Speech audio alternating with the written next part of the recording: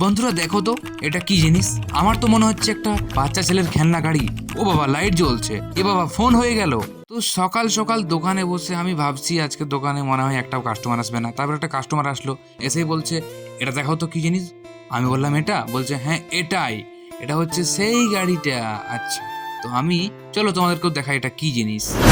এটা হচ্ছে একটা গাড়ি। গাড়ি না বন্ধুরা, দেখো শেষ পর্যন্ত দেখো, সব জানতে পারবে। এটা হচ্ছে একটা Wake up to reality. কি মনে হচ্ছে না এটা একটা মোবাইল? হ্যাঁ রে বাবা, এটা মোবাইল।